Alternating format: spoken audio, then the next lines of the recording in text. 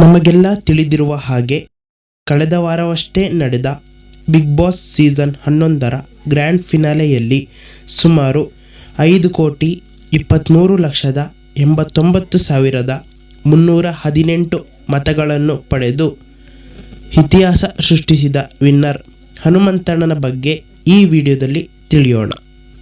ಮೊದಲನೆಯದಾಗಿ ಹನುಮಂತಣ್ಣ ಹಾವೇರಿ ಜಿಲ್ಲೆಯ ಚಿಲ್ಲೂರು ಬಡ್ನಿ ತಾಂಡ್ಯದ ಲಮಾಣಿ ಜನಾಂಗಕ್ಕೆ ಸೇರಿದವರು.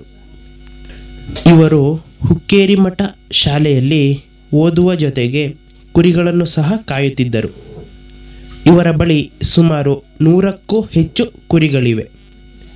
ನಂತರ ಕುರಿಗಳನ್ನು ಕಾಯುತ್ತಾ, ಹಾಡು ಹೇಳುತ್ತಾ ಮತ್ತು ಶನಿವಾರದಂದು ಆಂಜನೇಯ ಸ್ವಾಮಿ ದೇವರ ಗುಡಿಯಲ್ಲಿ ಭಜನೆ ಮಾಡುತ್ತಿದ್ದರು.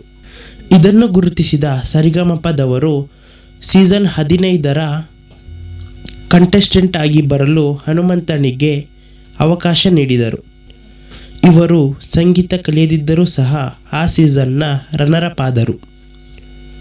ಅನಂತರ DKD ಸೀಸನ್ 2ರಲ್ಲಿಯೂ ಸಹ ಭಾಗವಹಿಸಿದ್ದ. ಅನಂತರ ಬಿಗ್ ಬಾಸ್ ಮನೆಯಲ್ಲಿ 21 ದಿನಗಳ ಬಳಿಕ ವೈಲ್ಡ್ ಕಾರ್ಡ್ ಎಂಟ್ರಿಯಾಗಿ ಆಗಮಿಸಿ ಮೊದಲ ಆಟದಲ್ಲೇ ಸುಸ್ತಾಗಿ ಬಿದ್ದ ಇವರು ನಂತರ ಚೆನ್ನಾಗಿ ಆಡಿ ಟಿಕೆಟ್ ಟು ಫಿನಾಲೆ ತೆಗೆದುಕೊಂಡು ಕೊನೆಗೆ ಬಿಗ್ ಬಾಸ್ ಸೀಸನ್ನ 11ರ ವಿಜೇತರಾದರು.